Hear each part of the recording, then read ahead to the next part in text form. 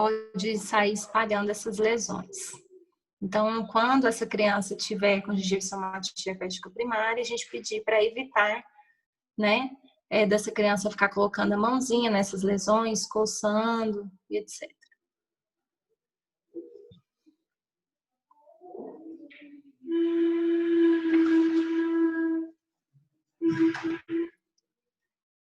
Agora nós vamos falar um pouquinho sobre a herpes labial recorrente, né? Então, são as infecções resultantes da ativação do vírus da herpes simples, né? Como a gente já comentou um pouquinho, em indivíduos nos quais este vírus encontrava-se latente. Então, é causada pelo vírus tipo 1, HSV1, e sua reativação pode ser desencadeada devido a diversos fatores, como febre, trauma, estresse, a luz, né? Exposição ao sol, nas mulheres, né? No período de menstruação, e em crianças, que muitas vezes quando elas estão com o sistema imune bastante debilitado. As lesões, elas podem se encontrar na região de lábios, no palato duro, na gengiva inserida e na região perioral. Então, como característica clínica, elas apresentam-se com mais leves, né, e com sintomas também mais, geralmente, ausentes, já que a infecção primária já conferiu imunidade. O paciente, ele pode sentir uma coceira, sensação de formigamento na região, e pode ser observado um pequeno número de vesículas agrupadas que vão se romper para o aparecimento de úlceras. E após alguns dias vão formar as croças, que logo vão desaparecer e geralmente não deixam cicatriz. Não há um tratamento específico, né? Então é restrita a atenuação de possíveis sintomas e aceleração da cura. Na literatura a gente encontra a utilização tópica da ciclovir em casos de recidivas frequentes. E aí nós temos também um outro aliado, que é o laser. Então, o laser ele vai ajudar bastante, né, na questão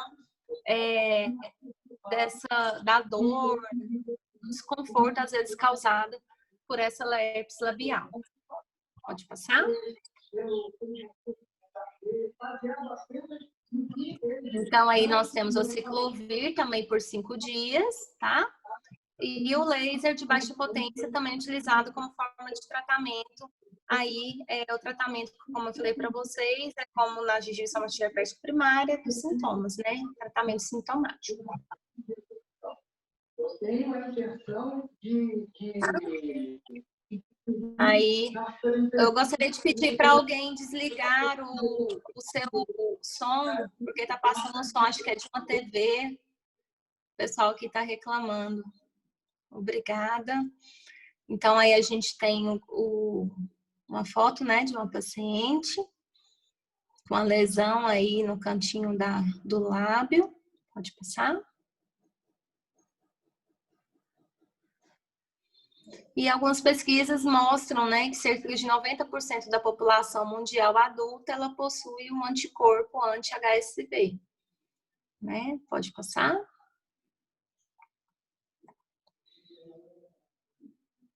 E aí a próxima que nós vamos falar é sobre a cachumba. Então, a cachumba é uma infecção causada pelo paramyxovírus, vai afetar principalmente as glândulas salivares. Como no sarampo e na rubéola, a epidemiologia foi significantemente afetada pela vacina, né? Então, a gente tem a vacina sarampo, rubéola, cachumba. E antes desses projetos de vacinação, né, essas epidemias eram observadas com mais frequência, geralmente a cada 2 a 5 anos. O vírus ele pode ser transmitido através da urina, da saliva ou de gotículas respiratórias. O período de incubação geralmente é de 16 a 18 dias, com a variação aproximadamente de 2 a 4 semanas. E os pacientes são contagiosos, né, do primeiro dia antes do aparecimento clínico da infecção até 14 dias após a resolução clínica. Pode passar. Como característica clínica, aproximadamente 30% das infecções por cachumba elas são subclínicas. Nos casos sintomáticos, os sintomas prodrômicos de febre de baixo grau, cefaleia, mal-estar, anorexia, mialgia vão aparecer primeiramente. E com mais frequência, um dia após esse sintoma inespecífico, aparecem as alterações salivares. Então, a glândula parótida ela é envolvida com mais frequência mas as glândulas sublingual e a submandibular, elas também podem ser afetadas. Há um desconforto e uma tumefação, né, principalmente nos tecidos circunjacentes, né, aí na metade inferior do ouvido externo, que vão se estender até a borda inferior posterior da mandíbula. O aumento do volume, ele apresenta mais ou menos em 2 a 3 dias, é uma dor intensa durante o período de maior tumefação, e aí os movimentos mastigatórios da mandíbula ou alimentos que estimulam a secreção salivar vão tender a aumentar aí a dor. O aumento do volume das glândulas geralmente começa de um lado, seguindo as alterações glandulares e contralaterais em poucos dias, né? O segundo achado mais comum é a epididimorquite, que é no caso dos homens, né, pós-púberes, acomete geralmente 25% dos homens. Então, os homens acometidos, os testículos exibem uma tumefação rápida, com dor, consistência mole à palpação, e essa tumefação pode variar de um aumento mínimo a um acentuado aumento no tamanho. O envolvimento unilateral é o mais comum, e como resolução da tumefação, ocorre a atrofia do testículo acometido. A esterilidade permanente, a partir das alterações testiculares, ela é rara. Menos comum do que a epididimorquite é a ooforite, ou a mastite também, que pode ser observada nas mulheres pós-púberes. O aborto espontâneo ele ocorre em aproximadamente 25% das mulheres que contraem a cachumba durante o primeiro trimestre de gravidez, sendo importante fazer todos aqueles exames da mamãe e ser observada os cuidados durante a gestação. E também fazer corretamente o pré-natal. E a manifestação oral mais frequente é o aumento do volume e rubor dos orifícios dos ductos salivares. São os ductos afetados, o de Wharton e o de Stensen. O envolvimento da glândula sublingual ela pode produzir um aumento do volume bilateral no sólido da boca. Então, aí como sinais peribucais, o principal que a gente observa é o afastamento do lóbulo da orelha devido ao aumento aí da glândula parótida. Pode passar. Então, agora a gente tem fotinhas para ilustrar para vocês o tamanho aí da glândula normal e o tamanho dela quando o paciente apresenta cachumba. Olha a diferença do tamanho dessa glândula. E nós temos o paciente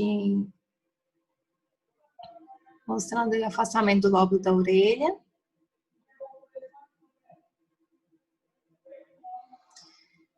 E, bom, de cachumba era isso. Acho que eu falei tudo. Agora, a próxima doença é as doenças causadas pelo Coxsackie-A. Então, a gente vai falar de duas doenças. A doença mão-pé-boca e da herpangina. Então, a etiologia desses vírus geralmente é causada pelo Coxsackie vírus ou enterovírus. A transmissão é pelo ar e por via orofecal. Aí eu vou falar agora especificamente da mão-pé-boca. Então, ela atinge crianças com menos de 5 anos de idade. As características clínicas da doença é linfadenopatia, vesículas, lesões múltiplas no palato, língua e mucosa jugal. As lesões são semelhantes às da manifestação herpética primária ou recorrente. As vesículas também são evidenciadas nas mãos, nos pés e na boca dessa criança. Vai demorar mais ou menos de 7 a 14 dias para haver essa regressão dessas lesões e o tratamento é sintomático. Então, o tratamento é dos sintomas. Pode passar. A diferença da mão-pé-boca para a herpangina vai pegar os pilares tonsiliares. Aí a gente tem as lesõezinhas na mão. Pode passar. Aí no pezinho.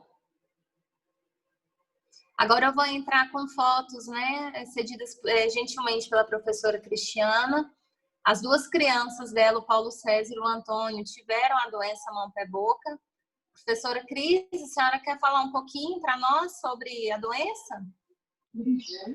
Se vocês quiserem, eu falo. Vou contar a minha experiência. Pode falar. Eles tiveram eles tiveram manifestações distintas.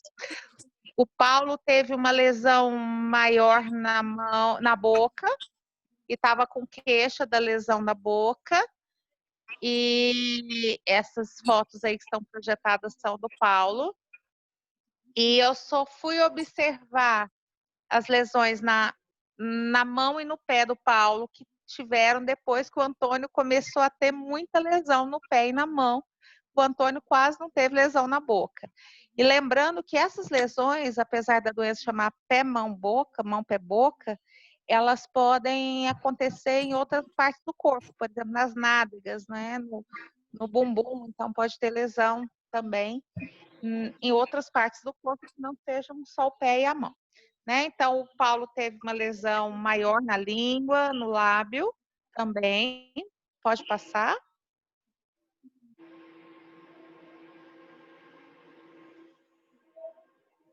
E aí, a lesão que ele teve na mão e no pé, né? Anterior da mão e essa aqui do pé, bem pequenininha. E essas lesões do pé, elas parecem uma bolha. É como se... Parece uma lesãozinha de uma queimadura que forma uma bolha, né? Então, aí, essas foram as lesões do Paulo. E agora vamos ver as lesões do Antônio. O Antônio começou com essas lesões no pé, então tinha lesão na mão, no pé e na boca, de forma mais acentuada, de forma mais expressiva, principalmente no pé. E aí, isso aí foi já quando a gente viu a evolução. Nesse dia que eu identifiquei as lesões do Paulo também, o Paulo já vinha apresentando lesão na boca. E o do Antônio coçava muito, né? Pode passar?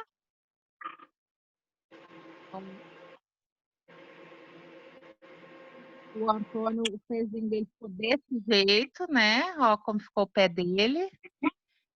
E nós entramos com um anti-histamínico de primeira geração, com para amenizar essa coceira que ele sentia nos pés. E ele, da boca, ele ficava salivando, né? Bastante. Pode passar a próxima?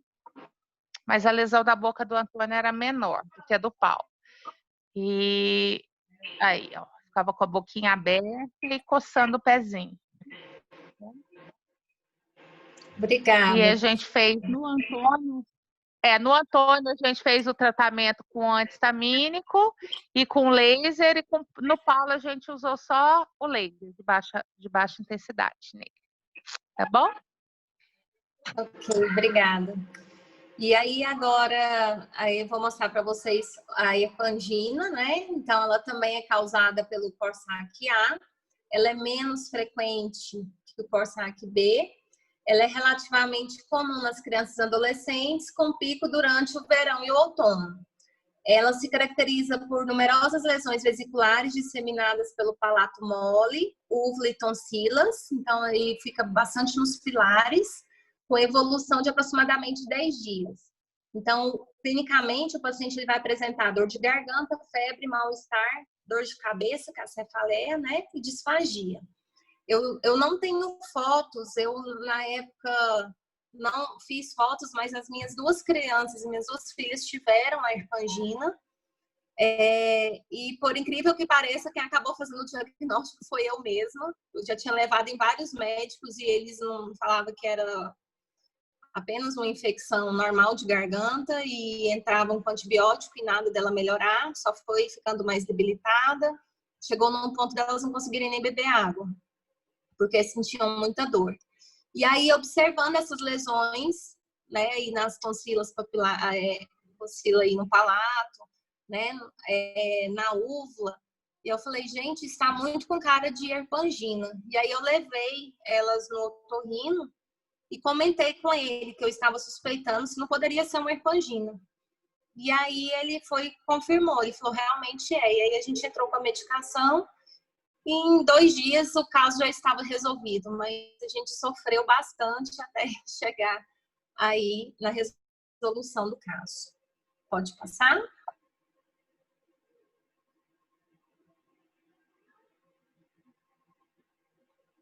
Aí mais fotos da angina. Pode passar.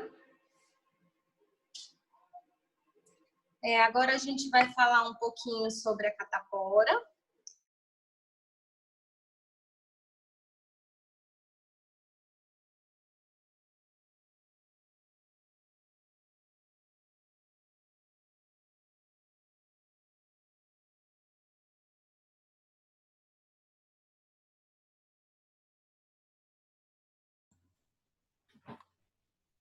Franciele.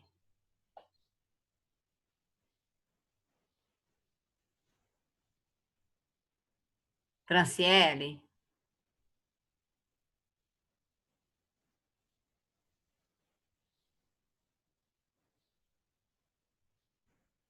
Acho que a internet dela caiu.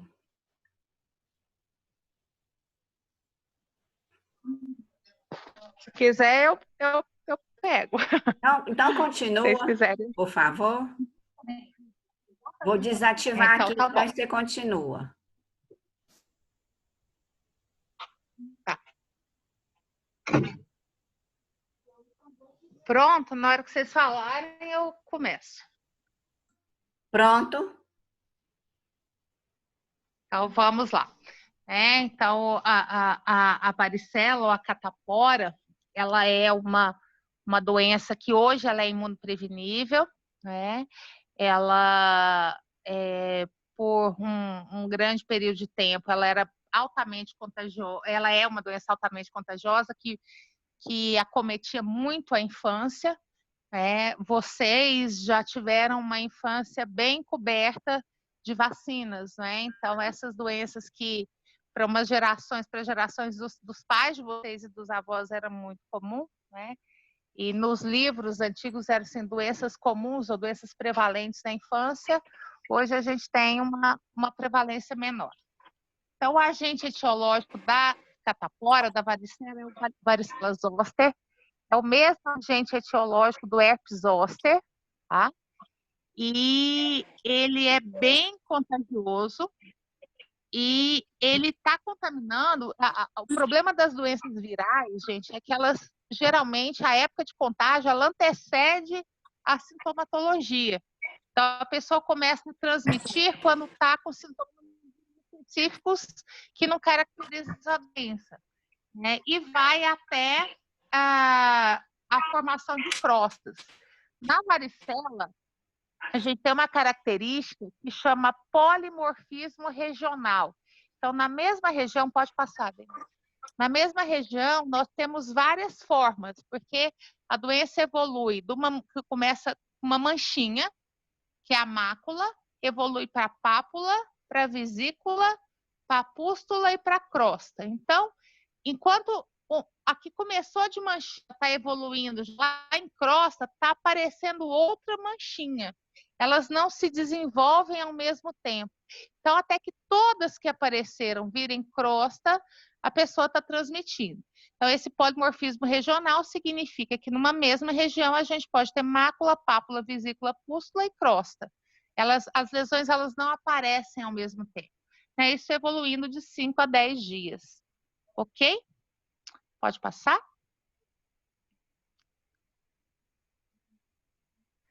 Isso aí é uma criança que se a gente observar com cautela, a gente vai ver. Numa mesma região eu tenho pústula e eu tenho mácula para sinalizar esse polimorfismo regional. E para a gente lembrar que até que tudo... Oi. Então tá bom, até que tudo vire crosta ainda está transmitindo. Então vou passar para a professora Fran novamente.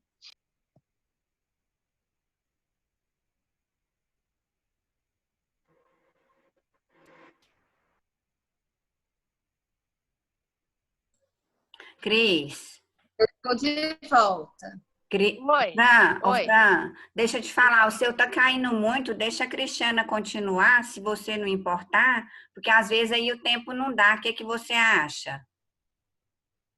Vocês que sabem, eu estou com a aula preparada. Não, mas é porque assim tá caindo muitas vezes, né? Eu não tenho culpa, aí Não, problemas, tudo bem, não tô né, falando da isso, não. Eu Mas acho assim, ó, continua a Fran e se precisar eu vou entrando. então Pode tá. continuar, Fran. Então vai. Vou interromper o meu áudio. Obrigada. Então, a gente vai agora falar um pouquinho sobre a herpes zoster. Então, após a varicela, né, algumas pessoas elas não desenvolvem a imunidade total ao vírus. Então, esse vírus vai permanecer latente nesses gânglios próximos, né, então a coluna vertebral.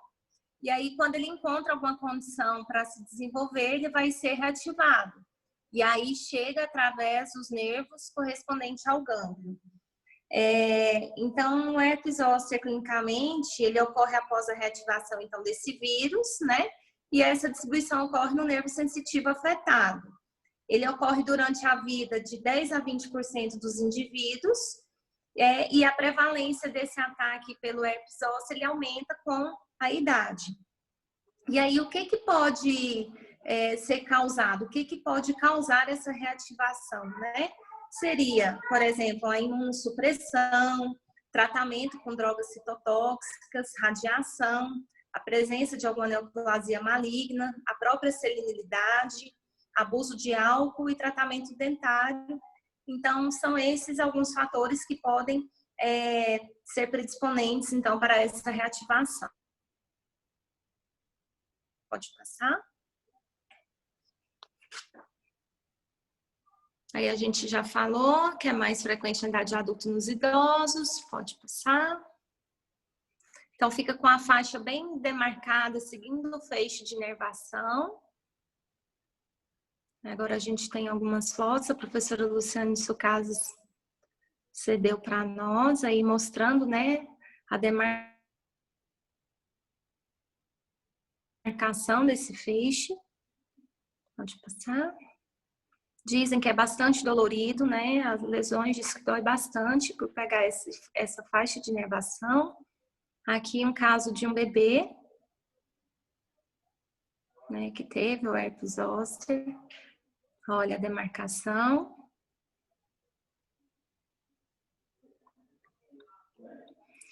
O próximo, então, que nós vamos falar é o sarampo. Então, o sarampo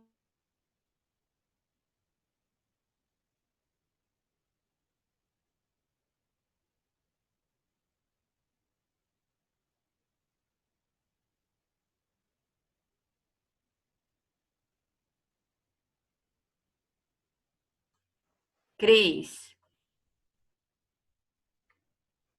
Professora Cristiana. Oi, tô aqui. Oi, tô aqui. Retoma então, por favor.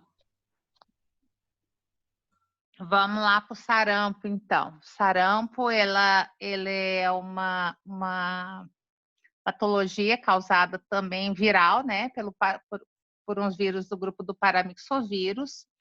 Ela, uma particularidade do sarampo, gente, que é bem importante, pode ser que caia em concurso.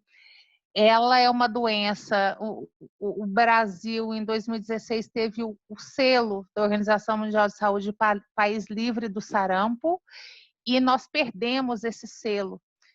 O sarampo teve um aumento muito grande no Brasil, por perda de cobertura vacinal, né? A meta de vacinação 2017, 2018 não atingiu, não foi atingida a meta esperada, e com a questão da imigração, especialmente da Venezuela, teve uma entrada do sarampo aqui no Brasil, né, importante. Então, nós perdemos o selo de país livre de sarampo, e ela é uma doença que ela pode ser grave, ela pode ser letal, ela pode levar a óbito, não é? É altamente contagiosa, muito contagiosa, transmissão por gotícula, e ela tem um sinal, uns sinais característicos da doença, que é na região bucal, não é?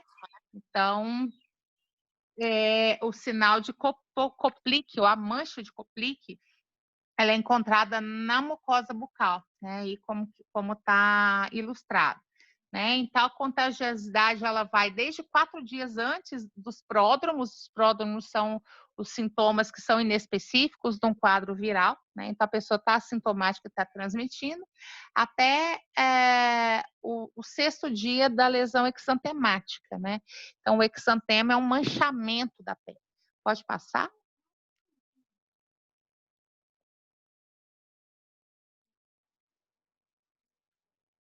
Né? Então, aqui a gente já falou que é muito contagiosa, que tem o Denise, volta porque ficou projetado sem a localização específica do Coplic, na outra foto fica melhor, é porque a gente estava aí, ó. Tá vendo? Então, nessa mucosa aí é o sinal, a mancha de Coplic, que é um sinal patognomônico, é um sinal que caracteriza a doença.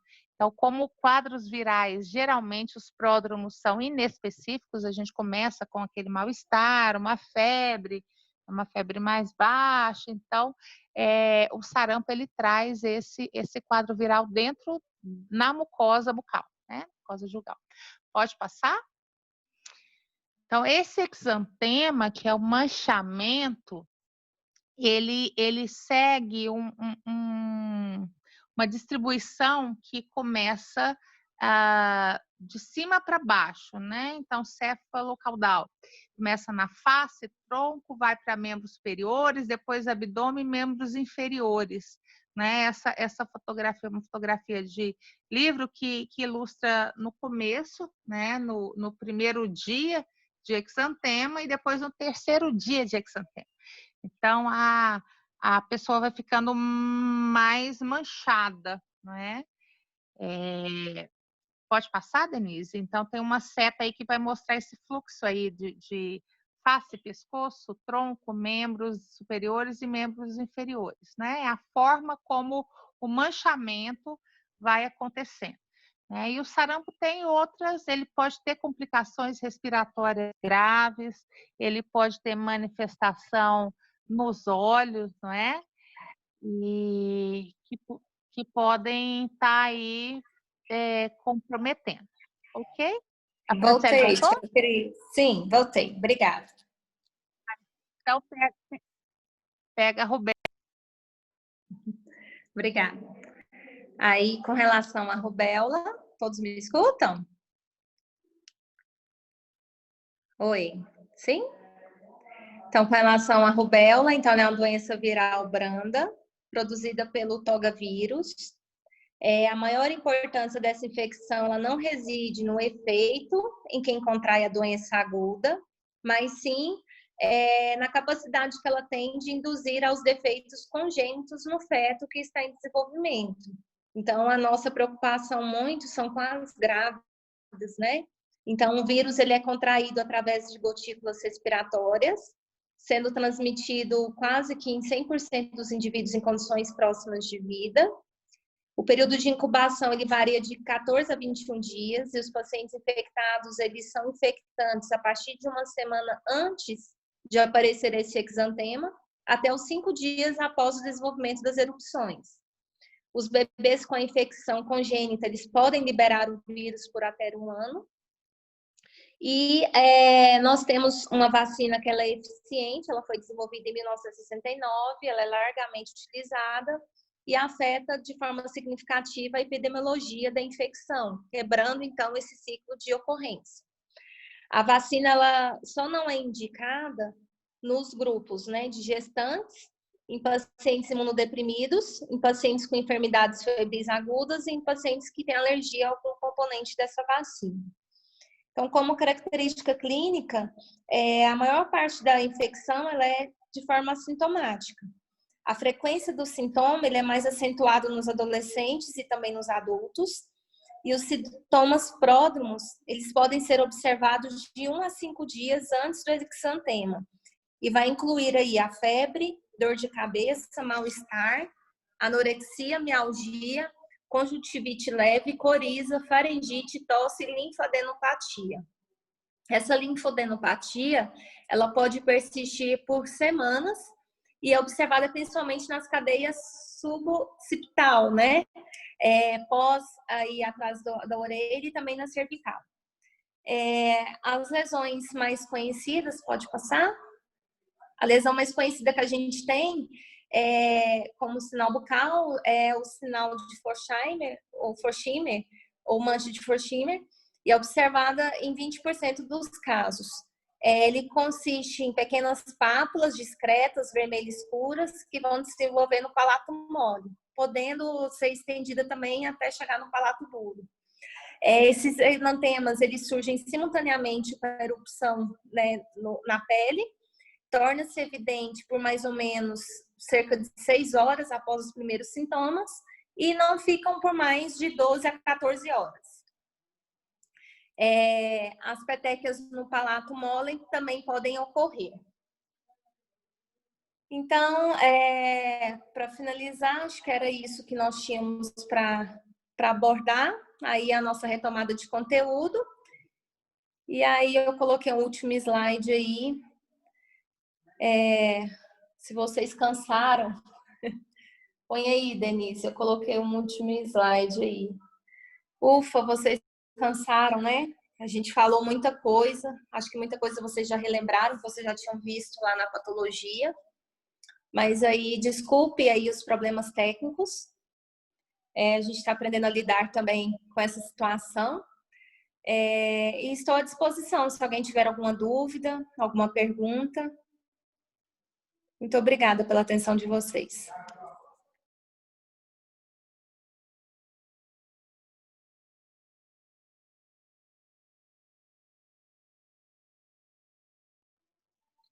A palavra está com você, professora Denise. Nós temos 4 minutos ainda. Aí vamos abrir para os alunos, se quiserem fazer alguma pergunta, alguma sugestão. Aí quem está aí acompanhando o bate-papo, fala para a gente, por favor. Bom, Denise, pessoal, a Maria Rita está agradecendo, falando que a aula foi legal, foi ótima, e ela manda um recado aí para a Fran. Professora Fran, não se preocupe com os problemas técnicos. Gostei muito do tema da aula de hoje. Eu respondi lá para ela. Muito obrigada, Maria Rita.